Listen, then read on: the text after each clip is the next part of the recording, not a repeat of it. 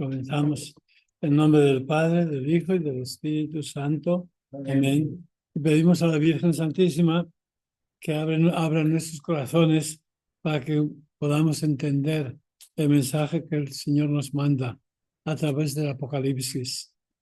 Dios te salve María, llena eres de gracia, el Señor es contigo. Bendita tú eres entre todas las mujeres y bendito es el fruto de tu vientre, Jesús.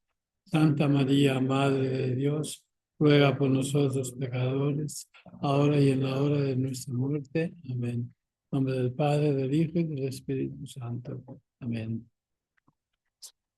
Bueno, a ver de dónde nos van siguiendo. Gris, ¿dónde estás tú? Aquí, padre, en San Antonio, nomás que apenas estoy saliendo de mi trabajo y lo vengo yendo. Y los demás. Y María Matos, ¿dónde estás? ¿En dónde? No se oye. San Antonio. Ah, en San Antonio. Gisela. Y Gisela de la Garza, ¿dónde estás? En Saltillo, Coahuila, padre, en México. Sí. Bueno, hoy tenemos menos gente. Aquí solamente tenemos 7. ¿Qué pasa? ¿Por qué será eso? Bueno. Se está viniendo el frío. Yo creo que yo también te había entendido que los siguientes 2 domingos no iba a haber clase. No, sí va Y a haber. ayer, eso es lo que yo tenía entendido de la última vez. Y ayer cuando mandó el anuncio, dije, no, sí va a haber clase, pero no sé por qué. Algunos no sabían que había clase. Sí, Sí. se los puse ahí. Bueno, vamos pues. Estamos en el Apocalipsis, el capítulo 5, la gloria del Cordero, ¿no? El Cordero de Dios que recibe toda gloria y ya anuncia lo que después San Pablo lo refiere a la Iglesia, que el Cordero, en el capítulo 5, versículo 9, dice que cantan el cántico nuevo diciendo: eres digno de tomar el libro y abrir sus sellos, porque fuiste degollado y compraste para Dios con tu sangre gente de toda raza, lengua, pueblo y nación. Eso ya está en la calle, en la carta a los romanos. Y has hecho de nosotros para nuestro Dios un reino de sacerdotes que reina sobre la tierra. Todos ahora somos sacerdotes desde nuestro bautismo. Y después, en el versículo 12, dice que decían con voz potente. A ver, ¿por qué? ¿Cuáles son las cualidades del Cordero? Dice, digno es el Cordero degollado de recibir el poder, la riqueza, la sabiduría, la fuerza, el honor, la gloria y la alabanza. 7 cosas, 7 cualidades del Cordero de Dios, de Jesús, ¿no? Y todas las criaturas decían alabanza y honor a gloria por los siglos de los siglos. Y después de eso dice que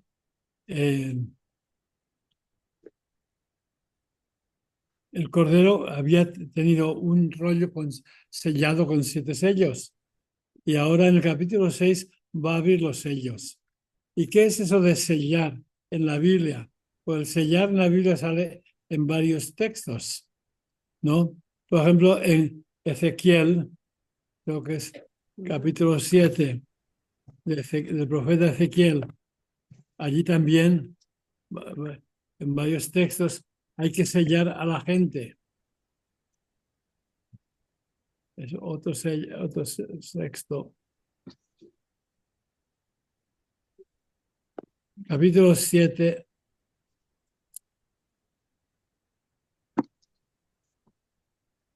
De Ezequiel.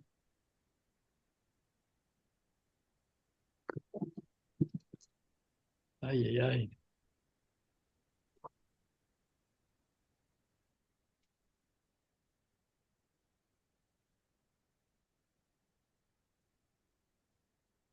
Cuando está anunciando que se acerca el fin y va a haber el castigo sobre Jerusalén. Y el castigo está en el capítulo 9 de Ezequiel. Se parece algo al Apocalipsis. Capítulo 9, sí. Dice que entonces gritó a mis oídos una voz potente, lo mismo que usa en el Apocalipsis, que se acerquen aquellos que van a castigar a la ciudad con el instrumento de castigo en la mano. Y en esto por la puerta superior que mira al oeste vinieron 6 hombres con instrumentos de castigo. Dios va a castigar a los malos. ¿Pero cómo? Dice que en el versículo 3, la gloria del Dios de Israel se elevó por encima de los querubines sobre los que descansaba en dirección al umbral del templo. Llamó entonces al hombre vestido de lino que tenía la cartera de escribano en la cintura y Yahvé le dijo, recorre Jerusalén y marca con una cruz, que realmente es sella con una cruz, la frente de los hombres que gimen y lloran por las abominaciones que se cometen en ella. Que vete haciendo una cruz en la frente de todos los que están tan descontentos con tanta herejía, con tanta gente mala allí en Jerusalén. Márcalos con una cruz en la frente. Y la frente de los hombres que gimen y lloran por todas las abominaciones que se cometen en ella, que no estaban de acuerdo con lo que estaba pasando. Que a esos séllalos. Y al oír le dijo a otros, recorred la ciudad e ir hiriendo a la gente. No tengáis piedad, no perdonéis a nadie. Matad a los viejos, jóvenes, doncellas y niños y mujeres, hasta que no quede uno. Pero no toquéis a quien lleva la cruz en la frente. Va a castigar en Jerusalén, dice, a todos que en el corazón eran fieles a Dios, se van a salvar de la desgracia. Todos los demás van a perecer. Y aquí en el Apocalipsis, pues, tenemos algo semejante, que dice que manda sellar en el capítulo 6, donde había la gente había 7 sellos, y ahora va a romper los sellos, a ver qué significan. Y más adelante también va a haber a los que son los servidores de Dios que son sellados para que no sufran el castigo. Y el castigo de Dios, la meta tiene por fin la conversión. Dios no castiga porque quiere destruir, sino porque quiere que la gente se convierta. Ese es el mensaje constante del Apocalipsis. Y la gente es terca y no quiere convertirse. Y entonces aquí, pues, en el capítulo 6 van a venir ya los castigos. Había el libro que tenía la historia, que la historia está en manos de Jesús, poder de Dios. Entonces, ¿cómo va a desarrollar Dios la historia? Y usando parte del profeta Ezequiel, dice, capítulo 6, que seguí contemplando la visión y cuando el Cordero abrió el primero de los 7 sellos, oí que el primero de los 4 vivientes decía con voz de trueno, ven. Al mirar vi un caballo blanco y el jinete que lo mostraba tenía un arco. El jinete blanco con un arco. Se le dio una corona y salió en plan victorioso para seguir venciendo. Pues cuando abrió el segundo sello, oí el segundo viviente que decía, ven. Entonces salió otro caballo rojo y al jinete se le concedió desterrar de la tierra la paz para que desegollaran unos a otros. Se les dio una espada enorme. El primero es caballo blanco con el arco, que matan a distancia. Este es el caballo rojo que mata con una espada. La realidad es que no vendemos muchos elementales al año. Y después, cuando abrió el tercer sello, oí que el tercer viviente decía, ven, al mirar vi un caballo negro, cuyo jinete sostenía una balanza. Y oí entonces una voz que decía, en medio de los 4 vivientes, 1 litro de trigo por 1 denario. El denario es lo que ganaba una persona, un trabajador. Y 1 litro de trigo, 1 kilo más o menos, es lo que uno necesitaba para vivir, ¿no? Dice, y después añade, y 3 litros de cebada por denario. Los litros de cebada es lo que necesitaba un caballo para vivir al día. Dice, pero no causes daño al aceite y al vino. Dice, va a haber limitación, no va a haber abundancia de comida y bebida, pero el aceite y el vino, dice, son sagrados. En la cocina italiana y en la cocina española, el aceite y el vino. Pero en tiempo, cuando se escribe el Apocalipsis, hubo una epidemia y hubo una falta de aceite y de vino también, en tiempo de Domiciano. Y cuando el cuarto caballo, el cuarto abrió el sello, oí la voz del cuarto viviente que decía, ven. Y al mirar vi un caballo verdoso. Y su jinete se llamaba Muerte. Y Hades le seguía. Un caballo verdoso. Dicen que, no sé, yo no he visto, de que cuando un cuerpo muerto se deja al aire libre, después de cierto tiempo se va poniendo verde el cuerpo muerto. Señal de que está acercándose la muerte y vence la muerte. Viene un caballo verdoso y su jinete se llamaba Muerte. Y a Hades le seguía. Y a los 4 jinetes, a los 4 que han salido, el blanco, el negro, eso, se les dio poder sobre la 4ª parte de la tierra para matar con espada y con hambre, con peste y con fieras de la tierra. Antiguamente decía, por la guerra, peste, fame, el velo, por la peste, el alma, el hambre y la guerra. Eran por mucho tiempo los 3 grandes enemigos de la gente que no tenían defensa. La peste nadie podía salvarse, del hambre tampoco, y la guerra tampoco. La pagaban justos y pecadores. Nadie se escapaba de eso. Y aquí vienen estos y nadie se va a poder escapar. El castigo de Dios es contra los hombres, pero el propósito del castigo es esperar a ver si se convierten. Y vamos a ver que la gente es terca y no quiere convertirse. Entonces y ahora. Y cuando abrió el 5º sello, estamos en el capítulo 6, ¿no?, del Apocalipsis. Cuando abrió el 5º sello de ese libro de la historia, vi debajo del altar las almas de los degollados por la causa de la palabra de Dios y el testimonio que mantuvieron. Da la impresión, en el altar de Jerusalén, en el templo de Jerusalén, había 2 altares.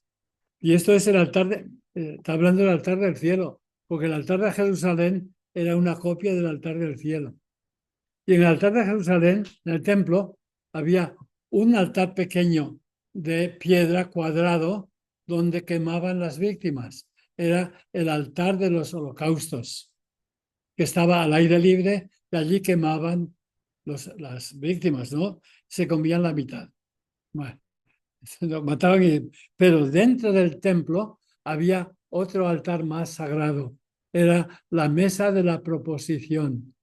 Era junto al arca de la alianza. Había una mesa donde ponían los 7 panes sagrados, consagrados a Dios en el Antiguo Testamento. Aquellos que cuando el rey David vino cerca del arca de la alianza y preguntó, ¿hay comida? Y dice, no tenemos más que los panes sagrados allí. Si tus soldados se han mantenido castos, pueden comer. Y lo comieron. Pues aquí hay el altar que está delante de Dios. Dice, al pie del altar, debajo del altar, pues están las almas de los que habían muerto. Dice, los santos. Y los santos en el cielo están rezando. ¿Y qué piden los santos? ¿Hasta cuándo, dueño santo y veraz, va a estar sin hacer justicia y sin vengarte de los habitantes de la tierra por haber derramado nuestra sangre. ¿Ve? Cuando los justos están sufriendo, pues la gente buena está rezando, ¿cuándo va a parar todo esto? Y nos sentimos, Dios nos escucha. Y aquí el Apocalipsis dice, también los santos están rezando contigo. Los santos se preocupan de todo lo que nos está pasando aquí en la tierra. Y allí, junto al altar de Dios, más cercano de Dios, están rezando por nosotros y con nosotros. Pues yo les dije la semana pasada que cuando yo rezo los misterios gloriosos, pues el quinto misterio, que es la coronación de María como reina de todos los santos, yo pido a los santos que he conocido que recen también. Ellos están en el cielo delante de la Virgen y aquí en la tierra nosotros rezamos los de la tierra y los santos también rezan con nosotros. Lo único que yo le pido pues a los santos que no han sido canonizados, personas muy buenas que he conocido, pues les pido que están con la Virgen, están en el cielo, que recen con nosotros. Decimos a la Virgen, Santa María, Madre de Dios, ruega por nosotros. Y ellos santos también dicen, ruega por nuestros hermanos, los que estamos aquí abajo, los santos que están arriba. Y aquí dice que los santos en el cielo tienen la misma oración que los santos en la tierra. Los santos en la tierra, ¿cuándo va a parar todo esto? ¿Cuándo nos va a ayudar el Señor? Estamos rezando y Dios nos escucha. Dice, pues los santos en el cielo también escuchan. Dicen, espere un momento, que Dios va a hacer caso. Aquí nosotros nos toca aguantar lo único que tenemos en este mundo, tiempo limitado. ¿Ve? Y a veces pues no vemos los resultados.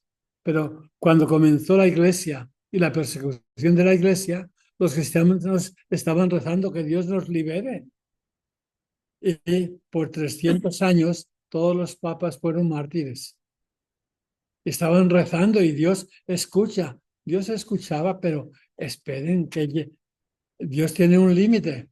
Y cuando Dios juzgó, pues se convirtió el emperador Constantino con su madre Santa Mónica, ¿no? No, Santa Elena. Y el imperio se convirtió.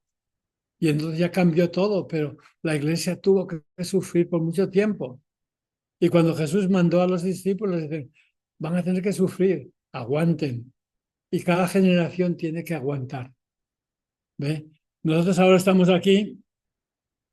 Esta semana ha habido elecciones en Estados Unidos. Ustedes de allí no han tenido nada, ¿no? Y en las elecciones la gente dice, ha escuchado la voz del pueblo.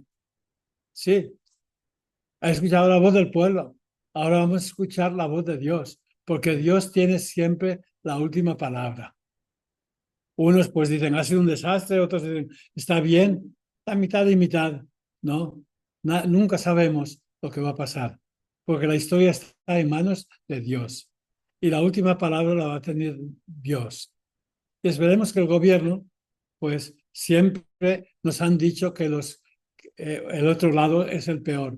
Los dos lados son igualmente de malos. Lo único, cuando ganan el poder, esperemos que reflexionen y con buenos consejeros, etcétera, cambien. Dios da el poder para que hagan el bien, ¿no? Y aquí en el Apocalipsis, los que tienen el poder y obran el mal, están anunciando que los va a destruir, va a eliminar. Pero tenemos que tener confianza.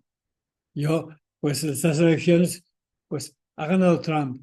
¿Y qué? Pues vamos a esperar y vamos a rezar, porque el futuro y el presente están en manos de Dios. Y no hay que asustarse, porque Trump habla mucho, pero después no cumple. Y Dios sabe lo que hará, ¿no? No hay que pensar todo lo peor, porque ves, la gente dice, piensa mal y acertarás.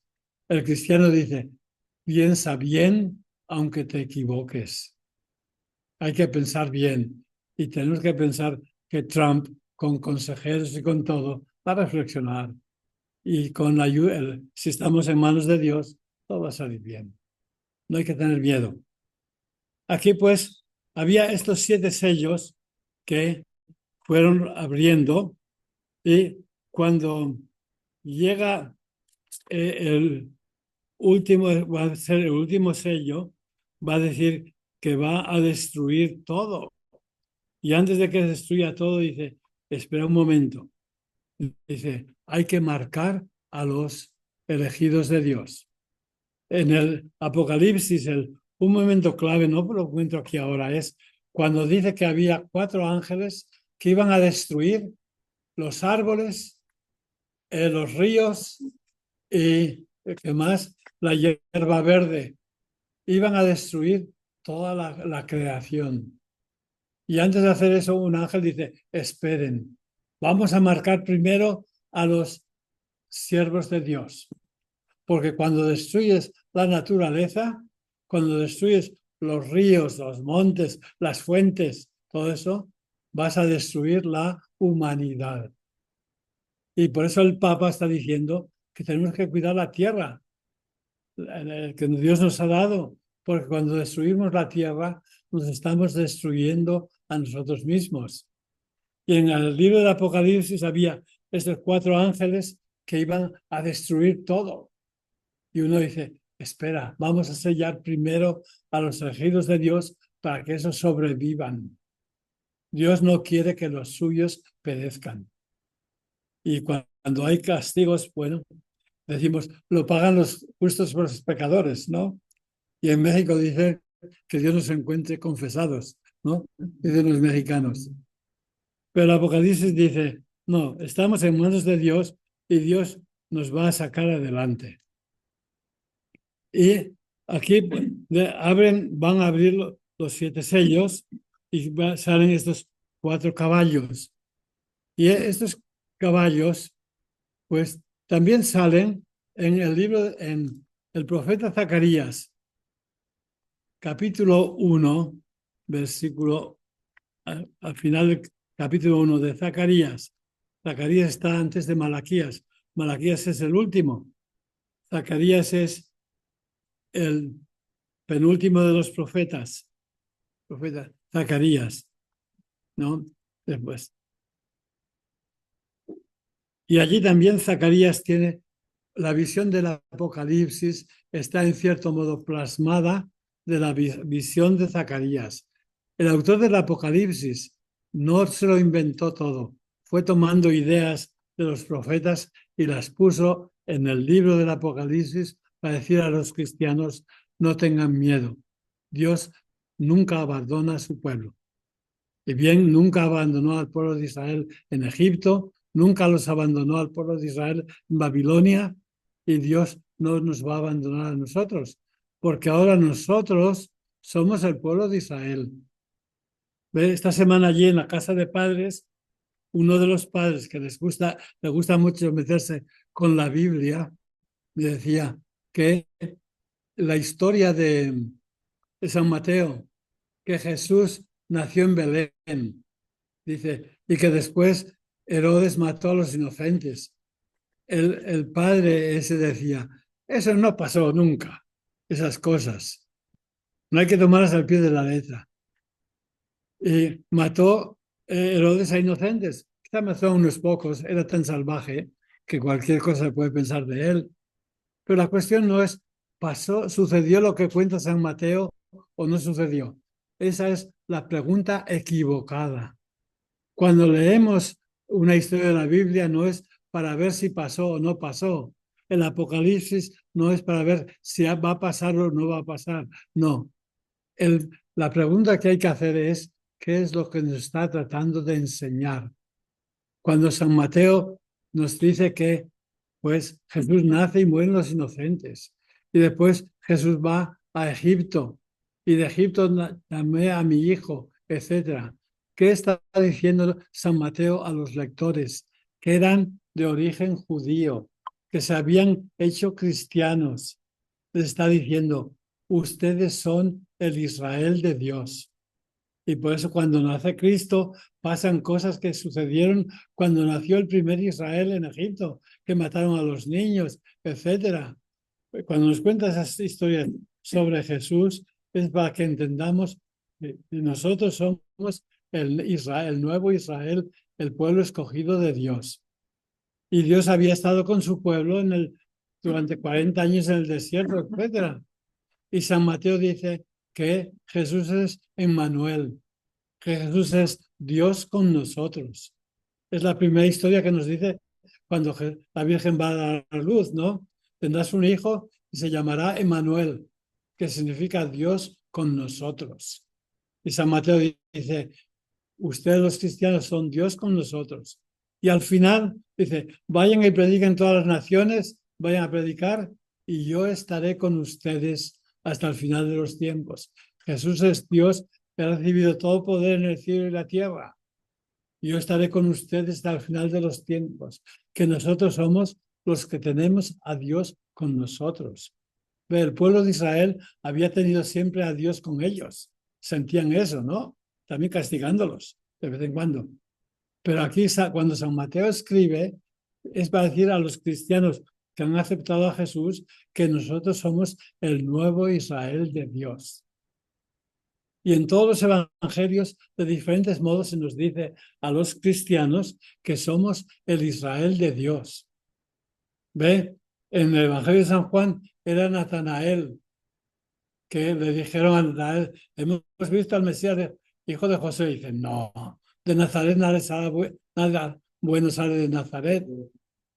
Y cuando Jesús vio a Natanael, dijo, este es un verdadero israelita en el cual no hay doblez ni engaño. Ese es un israelita de verdad. ¿De dónde me conoces? Te vi debajo de la higuera. Y Natanael, ¿qué dijo? Tú eres el Hijo de Dios, el Rey de Israel. ¿Y tú crees por eso? Vas a ver cosas más grandes. Vas a ver ángeles subir y bajar sobre el Hijo del Hombre. ¿Quién vio ángeles subir y bajar desde el cielo? El primero que vio eso fue el primer Israel, Jacob. Se llamó Israel, tuvo una visión allí, ¿no? Que está en Shechem, estaba dormido y allí soñó que venían ángeles del cielo. El primer Israel tuvo esa visión de ángeles. Y Jesús dice, pues ustedes ahora van a ser el nuevo Israel y van a ver el poder de Dios que viene sobre ustedes. El poder y la protección de Dios que va a venir sobre nosotros. Porque nosotros ahora somos el nuevo Israel, somos el Israel de Dios. Y entonces, cuando leemos los textos de los evangelios o del Apocalipsis, no es para ver cómo sucedió o cómo va a suceder. La cuestión es qué nos está tratando de enseñar. Y es lo que mucha gente se olvida. ¿Cuál es el mensaje que quieren que aprendamos?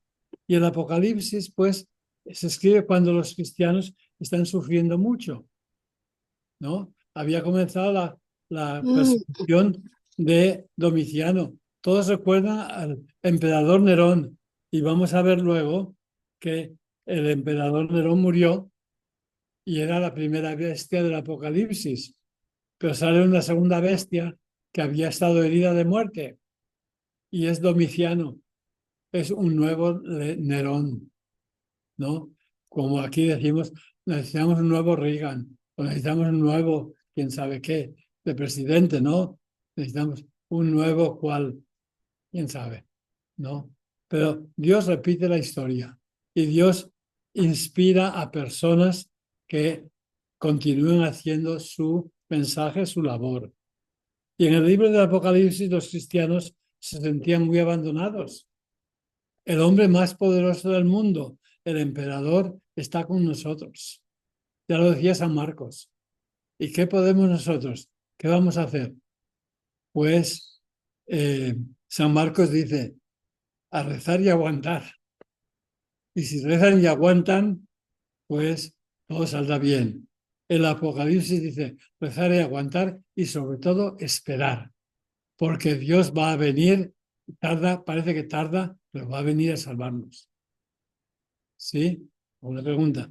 Y eso va a ser continuamente el mensaje del Apocalipsis. Hasta los santos están rezando, Señor, ¿hasta cuándo? Y dice Dios, esperen un momento. Pero lo malo que el tiempo de Dios, como aquel que decía, dame $1.000.000. Para ti 1.000.000 es como $1. Dice, bueno, espera un momento es como 100 años, ¿no? Un momento de Dios, que Dios va. Entonces el Apocalipsis es un libro que llama a la esperanza. Por eso ese librito que les traje al principio, el título es Esperanza y Gloria. Que el mensaje principal del Apocalipsis, estamos en medio de problemas, etcétera, no vemos las cosas claras. Esperen que al final de todo viene la salvación. Dios viene a salvar.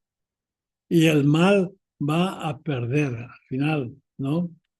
Y entonces, pues, ve en el capítulo 7, ahí tienen eso que les decía de la destrucción de la naturaleza. En el Apocalipsis capítulo 7, dice, después de esto, cuando van a salir esos 4 caballos a destruir a personas, a pecadores, dice que después de esto vi a 4 ángeles de pie en los 4 extremos de la tierra, que sujetaban los 4 vientos, para que el viento no soplara sobre la tierra, ni sobre el mar, ni sobre ningún árbol. Luego vi otro ángel que subía del oriente con el sello de Dios vivo y gritó con voz potente. Dice, a los 4 ángeles a quienes había comenzado a causar daño a la tierra y al mar. No causen daño a la tierra, ni al mar, ni a los árboles. Pues si destruyes la tierra, el mar y los árboles, dice, pues hasta que marquemos con el sello la frente de los siervos de nuestro Dios. Allí en Ezequiel hay que marcar a los que están ansiando por la libertad, que están contra todos esos crímenes que pasan, esa idolatría. Eso hay que marcarlos para que esos se salven. Y aquí dice que también se van a salvar los que tienen el sello del Cordero. Esos son los que dice, no hagan daño a la tierra, ni al mar, ni a las fuentes, ni a nada. Y oí el número de los marcados con el sello. 144.000 sellados de todas las tribus de Israel. Y va contando las 12 tribus. Y pues esas 12 tribus son los hijos de Jacob, excepto que quitó a un hijo de Jacob y puso a vez a 2 de sus nietos. Efraín y Manasés eran hijos de José. Efraín y Manasés no eran hijos de Jacob. Los hijos de Jacob, en vez de eso, ha quitado el nombre de Dan. Dan, la tribu de Dan, ¿no? Fue la primera tribu que masivamente abandonó el judaísmo. Hicieron un ídolo en el norte y allí la gente iba a adorar un ídolo, la tribu de Dan. Y por eso omiten el nombre. Había sido una tribu sacrílega y no la menciona entre las 12 tribus de Israel. Y ha quitado a Dan, entonces, ¿qué ha hecho? Ha puesto a José y Manasés. Bueno, José ya era hijo de Efraín. Bueno, y dice que eran 12.000. Cuando escribe el Apocalipsis, es cultura griega. El número más alto que existía en aquel tiempo era la miríada, el número 12.000. Entre los griegos, si ustedes han leído, por ejemplo, Anábasis, la historia de una tribu, un ejército griego que se salvó de la destrucción de Troya, ¿no? La Anábasis, 12.000 soldados, ¿no? 12.000 era un cuerpo del ejército griego, ¿no? Y era el número más grande. Entre los romanos, el número más grande era el 1.000, la M, 1.000, ¿no? Entre los griegos era el 12.000. Y después, en el siglo XIV, en el siglo XV, un italiano inventó el millón. Y después de que inventaron el millón, inventaron el billón y el trillón, ¿no? Lo único que los americanos, como no eran, bueno, los ingleses no eran muy católicos, pues contaron mal.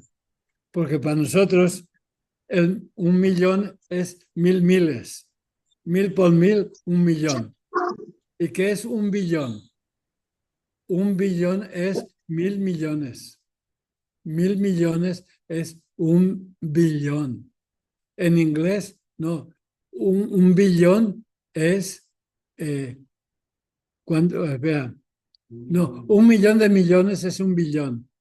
Y en inglés, 1.000 millones es 1.000.000.000. Para nosotros el billón es mucho más que en inglés, ¿no? Padre, ¿y qué significa 144.000? 144.000 es 12 por 12. Las 12 tribus de Israel, ¿no? 12 por 12.000. Porque era el número más grande, ¿verdad? 12.000 es el número más grande. De las 12 tribus se salva el mayor número posible, que en aquel tiempo era el 12.000. Ah, Se salvan 12.000. Pero después cuando inventaron el millón, pues tenemos mucho más, ¿no? Y son las 12 tribus de Israel, pero en esas tribus, pues ha omitido, les digo, que ha omitido la tribu de Dan.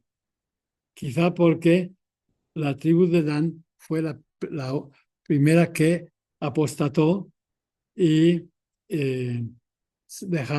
hicieron un ídolo en el norte y la gente iba a adorar ese ídolo. Y por eso el libro de Apocalipsis los ha omitido. Entonces había 12.000 de cada tribu, pero después, en el versículo 9, dice, después miré y pude ver una muchedumbre inmensa, incontable, mucho más que 12.000 de 12.000, que procedía de toda nación, raza, pueblo y lengua. De toda nación, raza, pueblo y lengua. Las 4 cosas que diferenciaban a la gente. Por naciones, nacionalidades, por razas, por pueblos, tribus y por lenguas. Hay una multitud inmensa en el cielo. Entonces no solamente van los judíos, los descendientes de las 12 tribus de Israel, también una gente inmensa que estaban de pie delante del trono del Cordero. Y aquí, pues, ¿quiénes son esos? Cuando se escribe el Apocalipsis, los verdaderos cristianos que habían probado que eran cristianos eran los mártires, ¿no? Y vamos a ver que hoy no sé por qué, que estábamos hablando allí, comiendo con el arzobispo, y decían, a ver, bueno, que en el Evangelio, en el Evangelio que dice que Jesús, para ser un buen cristiano, hay que renunciar ¿a qué hay que renunciar? No, a todo, a todas las riquezas y a todo. El que no renuncia a todo no puede ser mi discípulo. ¿Y cómo renunciar a todo? Estaban hablando los padres, ¿eh? Y decían, no podemos renunciar a todo, tenemos que comer y todo. Entonces, ¿qué quiere decir eso? Cuando escribía San Lucas y también San Marcos, que hay que renunciar a todo, ¿por qué lo decían eso? Bueno, San Mateo dice que hay que renunciar al padre, a la madre y a la suegra. Porque cuando un cristiano se hacía cristiano, si era de familia judía, lo echaban fuera. Tenías que separarte de padre, madre, toda la familia te rechazaba. Hasta ahora, cuando un judío se convierte, si la familia es judía, lo rechazan, ¿no? Hay excepciones. Pero entonces, en tiempo de cuando se escriben los evangelios, ¿qué hacían con los ciudadanos romanos que se hacían cristianos? La primera cosa que hacían era el decretar que les embargaban todos sus bienes, les quitaban todas sus riquezas, menos la casa, ¿no? Les quitaban, tenían posesiones, especialmente en Sicilia, en otros sitios, les quitaban todo. Y si continuaban como cristianos, la segunda cosa que les hacían era desterrarlos, quitarles su propia casa. El destierro era salir de su casa. Tenían propiedades en otros sitios. El destierro.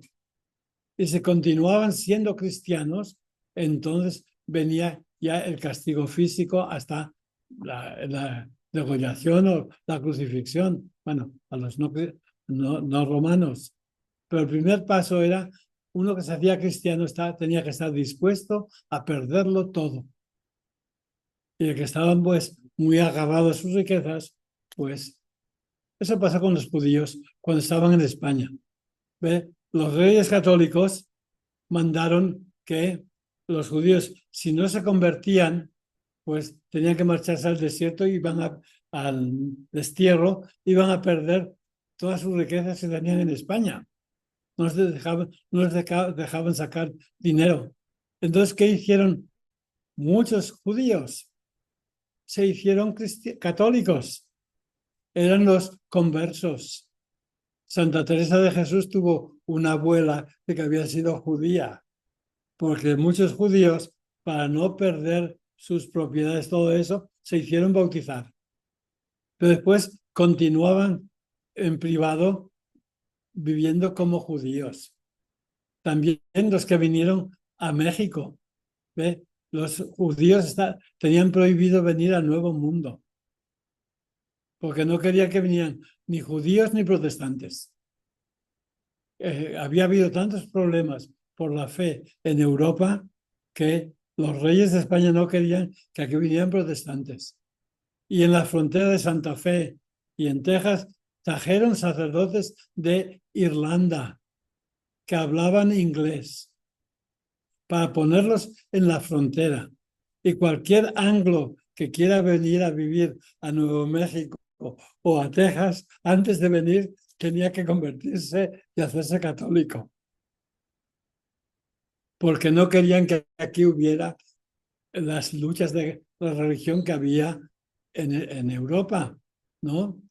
Y así vinieron los primeros sacerdotes irlandeses, vinieron a Nuevo México, para que cualquier anglo que quería venir a establecerse, porque había mucho terreno y mucha riqueza, pues primero tenía que hacerse católico, para que no hubiera luchas de fe aquí. Pero pues se metieron por la otra parte, no, los otros. Pero al menos querían que en Texas, y por eso los fundadores de Texas, los del Álamo, eran todos nominalmente católicos. Eso que los enterraron, nominalmente eran católicos. Los defensores del Álamo, porque no querían que hubiera problemas de fe, ¿no? Y entonces, pues, aquí querían que no tuviéramos problemas de fe. Y entonces, pues, ¿cómo viene eso aquí? Que en Apocalipsis, pues, había gente convertida de todas razas, todos los pueblos. Dice, y los primeros cristianos, ahí en el capítulo 7, estaban de pie delante del trono y del Cordero, vestidos con ropas blancas y llevando palmas en sus manos. La palma era símbolo del martirio.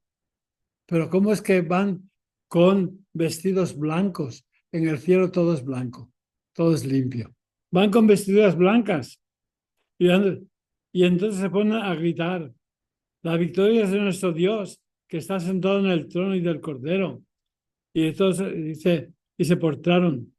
Y cuando pregunta, ¿quiénes son estos? Estos son los que se lavaron en la sangre del Cordero. Los mártires, su propia sangre es la sangre de Cristo. Cada vez que un mártir sufría, decían, es un Cristo que se sacrifica. Dice que que estos que venían de todas, ¿quiénes son estos? ¿Que han venido? Y él respondió, estamos ahí en el capítulo 7, hacia el final del capítulo 7. Estos son los que llegan de la gran tribulación. Han lavado sus vestiduras y las han blanqueado en la sangre del Cordero. Blanquear con sangre. Es una contradicción, ¿no?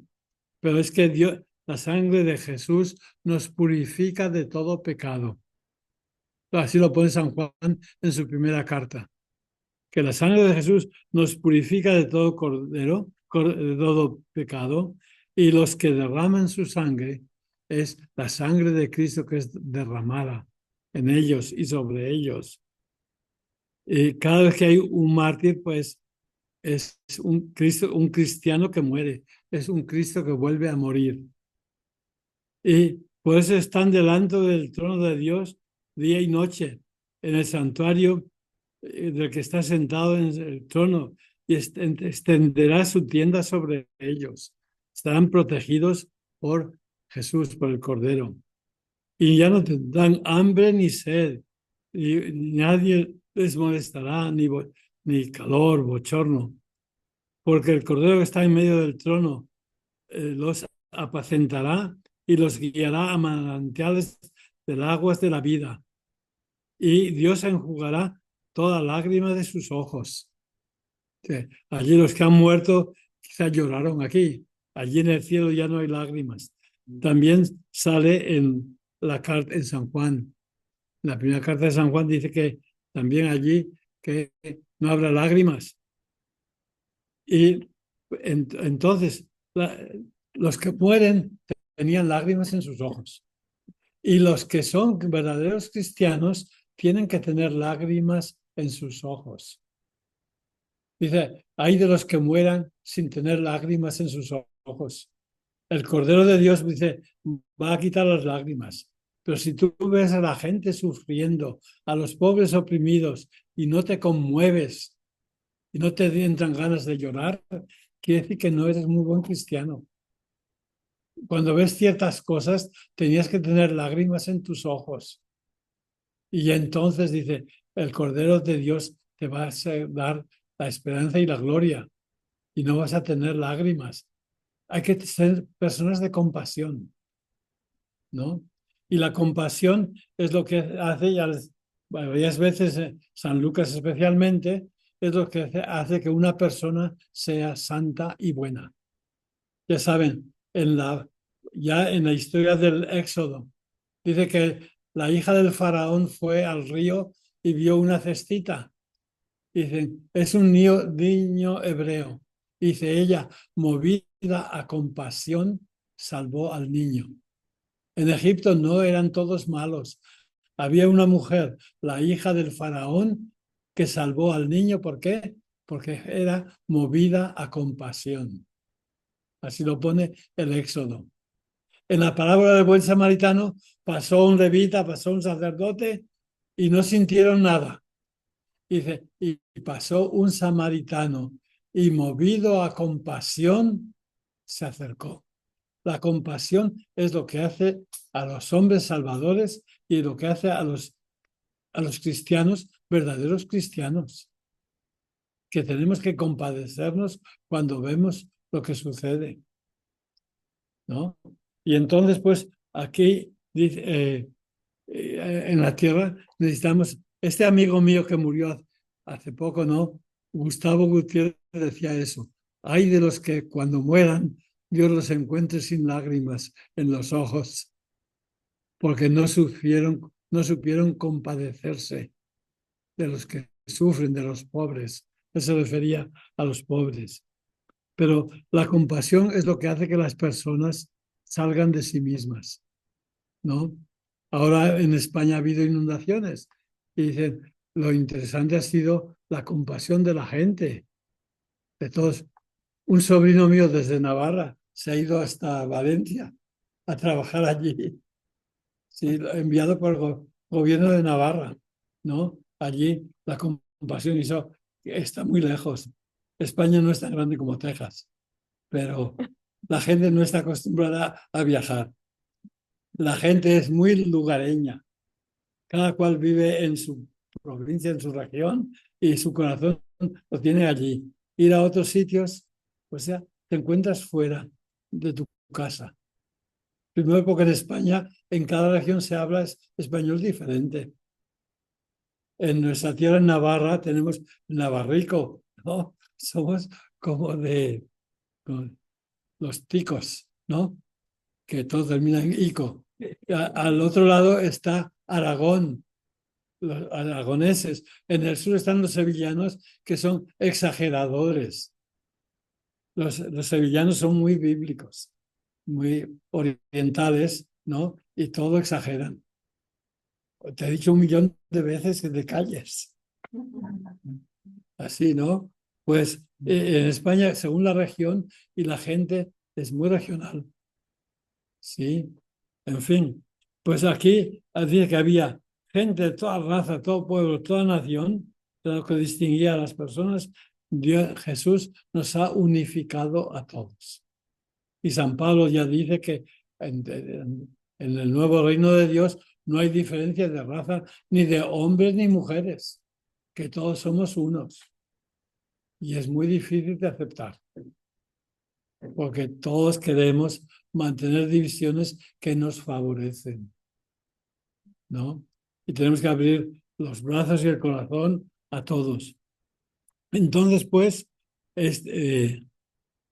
cuando abre el séptimo sello, dice que el capítulo 8, un autor famoso español que era un poco anticatólico, antirreligioso, decía que cuando, el capítulo 8, ¿ok? Cuando el Cordero abrió el séptimo sello, se hizo en el cielo silencio como una media hora. Y ese escritor, es un escritor famoso español, decía, eso prueba que en el cielo no hay mujeres. Porque si hubo silencio durante media hora, ¿cómo es posible? Es un chiste, ¿ok?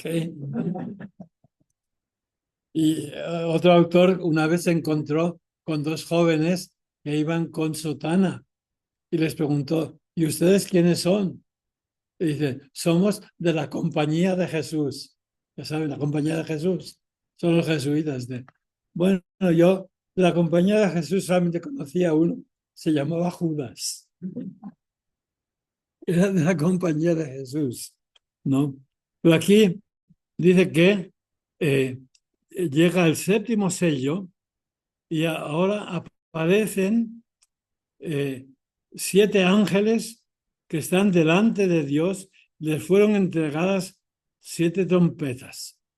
Entonces, con el séptimo sello, lo único que hace es abre la puerta para 7 trompetas. Y son los 7 castigos que va a mandar Dios para ver si por fin la gente se convierte. El profeta de los castigos y estas plagas de las trompetas son 7 plagas, están tomadas en parte de las plagas de Egipto. El Apocalipsis no se inventa cosas. Ve cómo obraba Dios en el Antiguo Testamento. Así va a obrar Dios en el futuro, ¿no? Está mirando a los modos de Dios. Yo también estos días cuando pasa algo, bueno, la gente dice, ha hablado el pueblo, ha votado, etcétera. Ahora vamos a escuchar la voz de Dios. Lo único que habrá que esperar quizás 3 o 4 años. Y entonces, a ver qué nos dice Dios. Porque hay que dar oportunidad al nuevo gobierno a ver cómo van a gobernar. Y si no, Dios de vez en cuando interviene en la historia. Y oiremos la voz de Dios. Hay que tener paciencia. Mientras tanto, escuchamos las voces de los hombres. Entonces, hubo esos sellos, que en el último sello hubo silencio en el cielo y aparecen 7 ángeles delante de Dios. 8, versículo 2. Dice, y les fueron entregadas 7 trompetas. Llegó otro ángel y se puso junto al altar con un badil de oro. ¿Sabe qué es el badil? El badil es lo que se usa para remover el fuego. Es con una cosa de hierro, ¿no? Para removerlas. Sí, una vara de hierro. Y junto al altar. Y le dieron muchos perfumes, que son las oraciones de los santos. Por eso decimos en la misa que sube nuestra oración a ti, Señor. Orad, hermanos, para nuestra oración suba a Dios Padre Omnipotente. Que nuestra oración suba las oraciones de los santos suben a Dios. Y en la misa, cuando va a comenzar ya el canon de la misa, oren hermanos y hermanas para un sacrificio sagrado de Dios para omnipotente, ¿no? Dice, pedimos que suba nuestra oración al cielo con las oraciones de los santos. Y dice que se llegaron, llegan el humo de los perfumes se elevó delante de Dios, de manos del ángel, junto a las oraciones de los santos. Y el ángel tomó el badil y arrojó sobre la tierra las brasas de ese horno del cielo. Y entonces se produjeron truenos, estruendos, relámpagos y temblor de tierra. Cosas que nadie sabía. ¿De dónde vienen los truenos? ¿De dónde vienen los relámpagos? Son cosas que no son producidas por los humanos, ¿no? Solamente cuando se inventó la pólvora, en la Guerra de la Reconquista en España, dice que en una batalla en el sur de España, los árabes usaron fuegos y truenos contra los cristianos. Muchos entienden que eso fue la primera vez que usaron la pólvora, o dinamita diríamos ahora, contra los cristianos, hacia el año 900 y pico, ¿no? Porque antes no existía eso. Y entonces aquí, antes, pues eso, los estruendos, etcétera, era una cosa que solamente Dios podía hacer. Ahora muchas cosas de Dios, pues las han copiado los hombres, se ha copiado el demonio. En fin. Pero vamos a leer la semana que viene las 7 trompetas. ¿Qué significan esas trompetas? Y cómo está sucediendo eso en nuestra historia. Pues esas trompetas están sonando siempre. Ve el Apocalipsis, cómo sucede en la historia. Fíjense, solamente como una introducción. En Filipinas hubo un señor, se llamaba Aglipay, que inventó una religión para Filipinas, cuando salieron los españoles en 1898. Y dice que aquí en el Apocalipsis dice que vio una estrella que surgía en el oriente. Una estrella. Dice, esa estrella soy yo. Y estoy en el oriente, Filipinas, están en el extremo oriente. Y vengo a traerles una luz a los filipinos. Una nueva religión copiada del catolicismo. Y comenzó la iglesia Aglipaya, que es la iglesia independiente Filipinas, que hasta ahora existe, ¿no? Y él se presentó, yo soy el ángel del Apocalipsis. Sí, el Apocalipsis se puede usar para muchas cosas, ¿no? Para engañar a la gente. Y la mayoría de los que están usando el Apocalipsis lo usan para engañar, ¿no? Esta semana estamos oyendo que Trump es el Mesías, no el Apocalipsis. No, Trump, sí, tiene que ver algo con el Apocalipsis. Toda la historia es un Apocalipsis, toda la historia. Y la mano de Dios y los ángeles y todo está en medio de nosotros. Hay que abrir los ojos para descubrir la mano de Dios. Continuaremos pues en el capítulo 7 con los sellos. ¿Ok? La semana que viene. Y rezamos juntos. Dios te salve María, llena eres de gracia, el Señor es contigo. Bendita tú eres entre todas las mujeres, y bendito es el fruto de tu vientre, Jesús. Santa María, Madre de Dios, ruega por nosotros pecadores, ahora y en la hora de nuestra muerte. Amén. Miriam, ¿está tu mamá aquí estudiando la clase? Ven aquí para que te vea ella. A ver. El 14, o sea, el jueves es cumpleaños del padre Juan. O sea, Monseñor Juan Alfaro. El jueves que viene. El jueves. A ver, ¿está ahí tú? Ahí anda mi mamá, por acá. Bueno. iPhone de Chuyita. ¿Cómo? Acá, pero no puso la cámara. Acá. ¿Quién dice Chuyita? Ah, Ajá. Chuyita. Sí. Ya. Y no ha puesto la... Ella te ve ahora. Sí. Saludos. Gracias, padre. Está bien. Ya, un abrazote. Bueno, gracias, ¿ok? Ok. Vemos entonces. Y la bendición. Bueno, que el Señor tu Dios Todopoderoso los bendiga a ustedes y sus familias. La bendición del Padre, del Hijo y del Espíritu Santo. Amén. Amén. 3, 5, 8, 11, 13, No, ya Ahí. salieron. Son Sí. 17. 17. Ya salieron uno. Gracias. Gracias, Padre. Buenas noches a todos. Muchas gracias, Padre. Buenas noches. Gracias, Padre. Buenas noches. Buenas noches. Buenas noches, gracias, saludos.